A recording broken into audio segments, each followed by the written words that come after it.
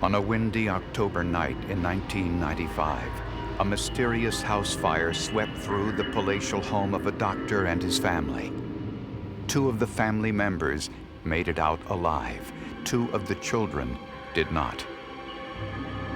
In the debris, medical detectives discovered much more than simply how the fire started.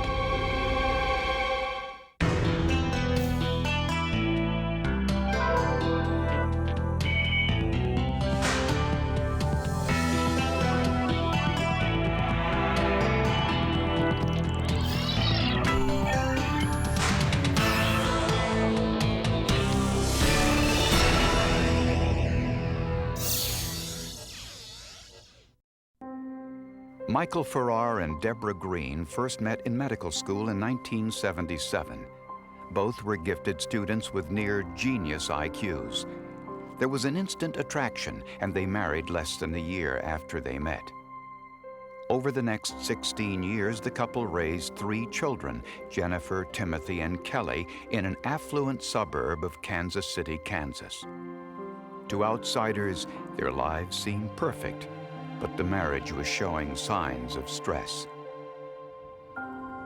At the North Kansas City Hospital, Dr. Michael Farrar was a successful heart specialist who worked very long hours, often at the expense of time with his children. Deborah quit her own medical practice when the children were born.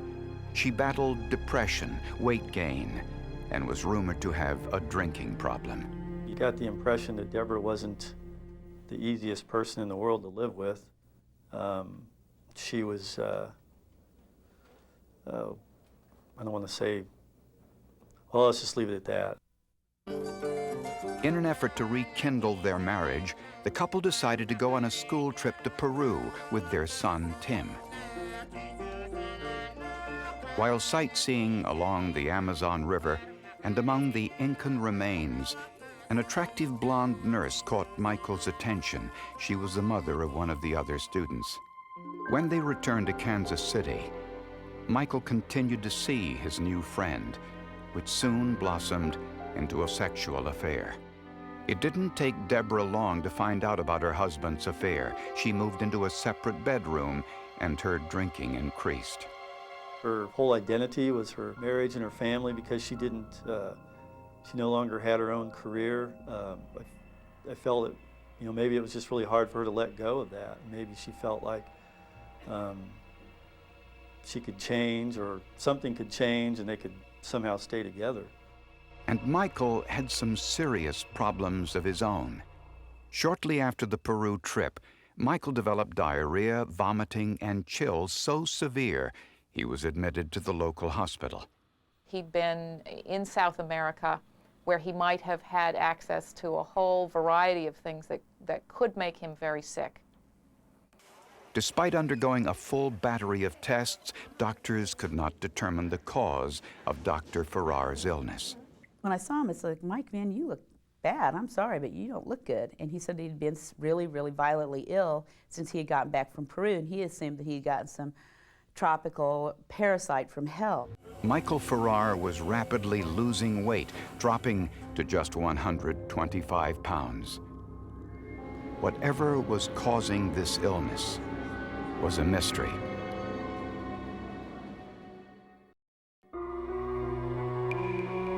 For a cardiologist who seemingly had it all, Dr. Michael Farrar's life in 1995 was one crisis after another. When he was released from the hospital for the illness many believed he caught in Peru, Michael took another step towards divorce by moving into his own apartment across town. His wife Deborah was angry, depressed, drinking heavily, and would stay in her bedroom for days at a time.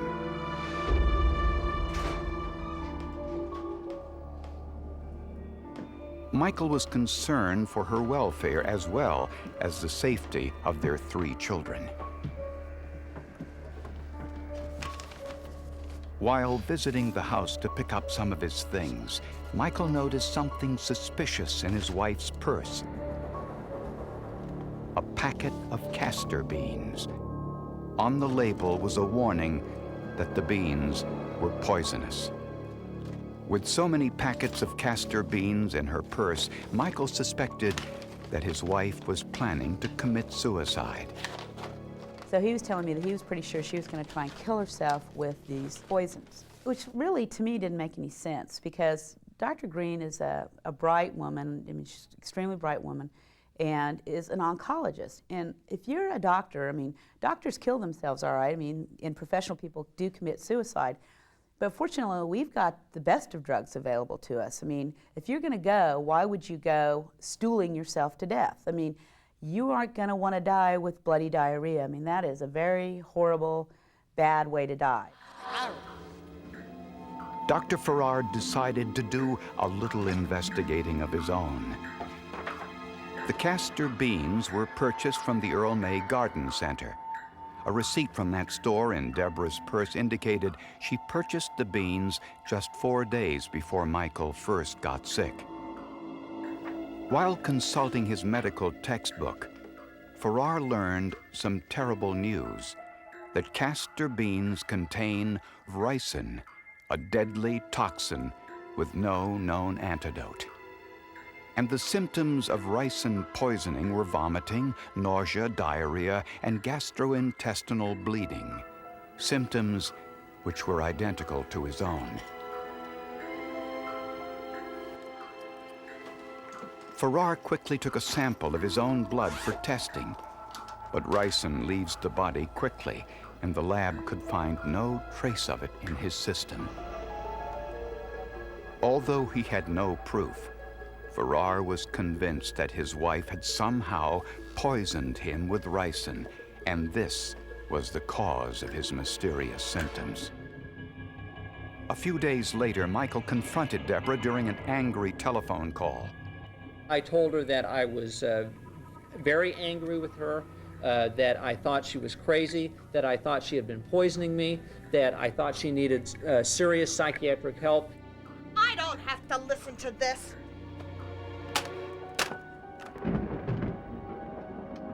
One hour later, around midnight, a fire broke out in the Farrar family home.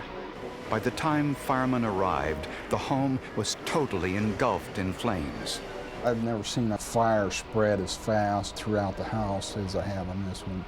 The heat was tremendous. There was no way that anyone could even get close to the house. Of course, the flames were roaring out probably 20 to 30 feet. Deborah and her 10-year-old daughter Jennifer both escaped. During questioning on the night of the fire, Deborah learned the tragic news that her other 2 children had been trapped and died in the fire. Oh God, beautiful Jim and beautiful Julia are both dead? Jesus Christ, did they make any attempt at all to save them? 6-year-old Kelly died of smoke inhalation in her own bed. 13-year-old Tim burned to death. Christ, I saved one of the kids, and I could have gotten the second one out and didn't. I'll never forgive myself for that. Investigators immediately suspected arson. It's fair to say that Deborah Green was a suspect early on. It's fair to say that Mike Farrar was a suspect early on. Both had motive. Both had opportunity. If the fire had been deliberately set, the charge would be more than arson. It would be murder.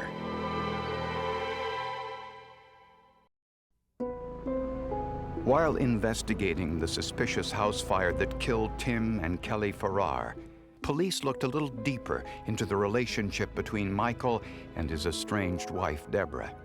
A few weeks before the fire, the couple had a fight at the house.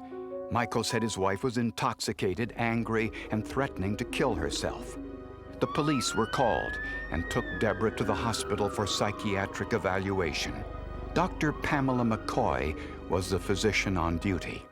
Pam McCoy indicated that at first she was somewhat skeptical about whether or not Deborah Green was really that mentally ill, and is sitting there in the waiting room of the KU Medical Center emergency room talking to Deborah Green about these issues, asking her if she's okay, if there's anything she can do to help her, and trying to get a read on her mental state. When in walks Michael Farrar.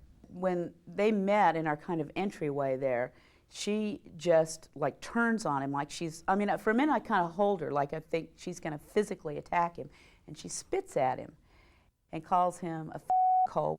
And then she says, "You're going to get these kids over their dead bodies." Deborah said she made the statement in anger and denied having anything to do with the fire.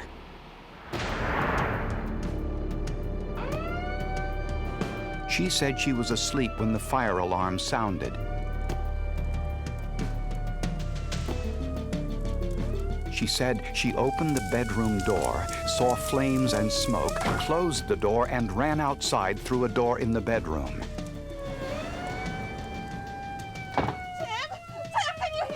Deborah said she told her son Tim to stay inside until firemen arrived and ran to the next door neighbor's house for help. To find out whether an accelerant or flammable liquid was used in starting the fire, arson investigators used specially trained dogs that can identify vapors which remain after the fire. This is a dog that has been through several weeks of training on how to detect different types of liquid accelerants like diesel fuel or kerosene or gasoline or charcoal lighter fluid. The dogs identified a number of suspicious areas. Investigators found melted plastic containers on the floor, possibly used to carry flammable liquids throughout the house. Next to Dr. Farrar's desk, investigators found another clue that the fire had been intentionally set. We found an empty liquor bottle laying on the floor right behind this desk. Again, it's possible that the contents of this bottle were poured out and ignited on the desk. A section of the basement floor had what appeared to be a pour pattern, where an accelerant was ignited as a test. The accelerants also gave investigators a clear path of the fire. The path led directly to Deborah Green's bedroom door. That fire was set at that bedroom door with the intent of doing a tremendous amount of damage to that house and cutting off the escape route of those children upstairs. And the analysis of the burn patterns on the bedroom door contradicted Deborah Green's story. Deborah said her bedroom door was closed when the fire alarm sounded and that she closed the door before running outside for help. But the carpet underneath the door revealed the door had been open. The door jamb revealed the same thing. If the door had been closed, the door jamb would have been protected from the fire. Instead, it was completely covered with soot. In the bathroom was Deborah's bathrobe, wrapped in a ball on the floor. On the underside of the robe were burn marks. At some point, the person wearing the robe had been very close to the flames.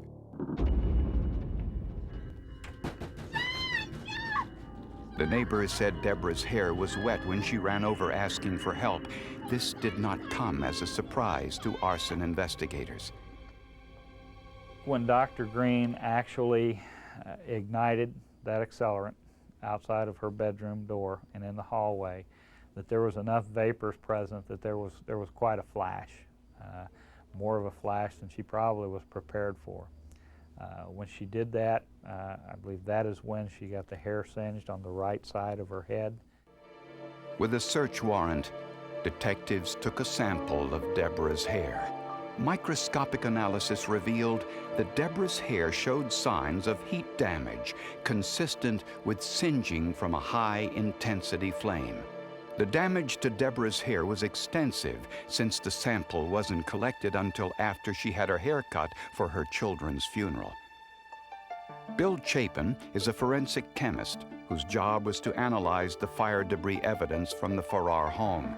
Fire debris is stored in metal canisters which preserve any vapors which may still be present.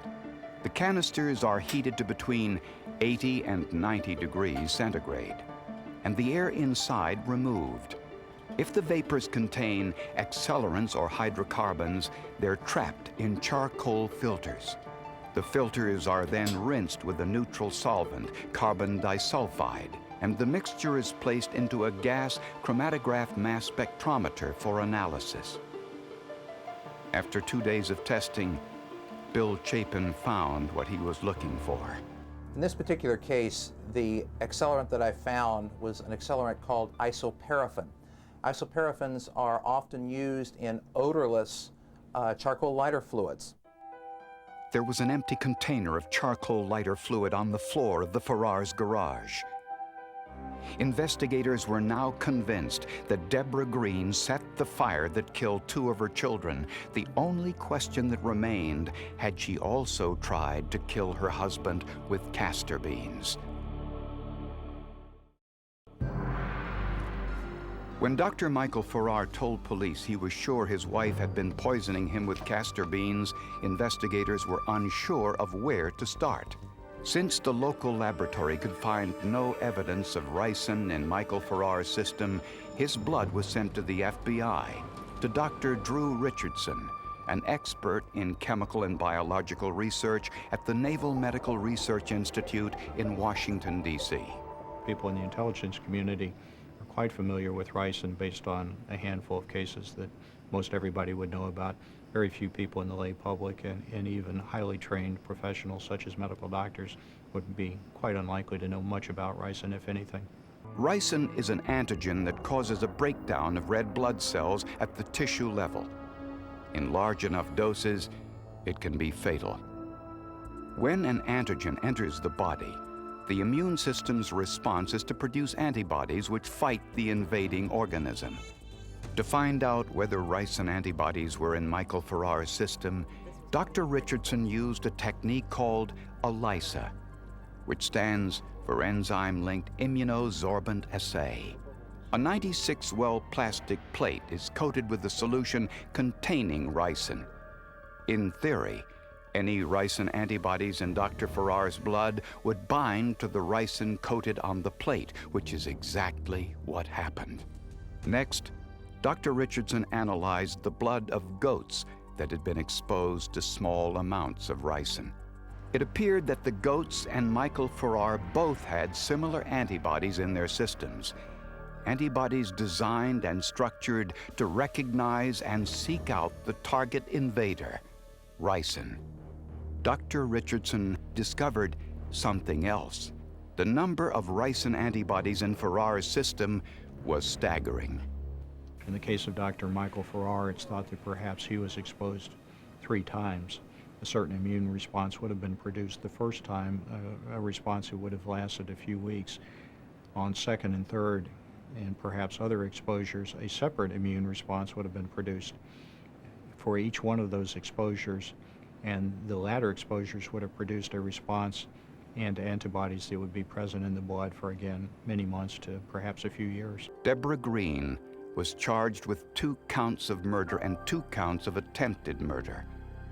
Prosecutors believe that when Deborah's attempts to kill her husband failed, she feared losing custody of her children in the impending divorce. I don't have to listen to this.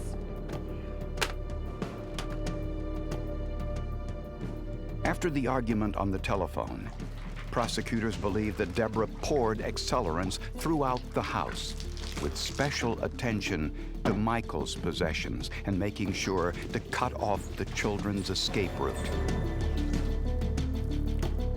The path of the accelerants led directly to the door of Deborah Green's bedroom.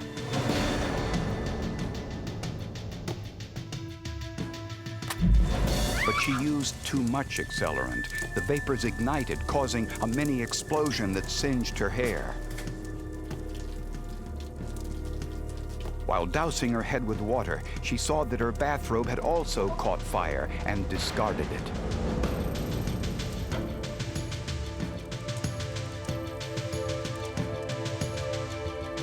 Ten-year-old Jennifer survived by crawling out her bedroom window and jumping to the ground. Deborah told Tim to stay inside with his 6-year-old sister until firemen arrived. Sadly, Tim did what his mother had told him to do. He and Kelly both died before firemen could reach them. Deborah Green's trial was scheduled to begin 1 week after Michael's brain operation to repair damage caused by the ricin poisoning. But the trial never took place. Deborah Green pleaded no contest to the charges, avoiding a possible death sentence.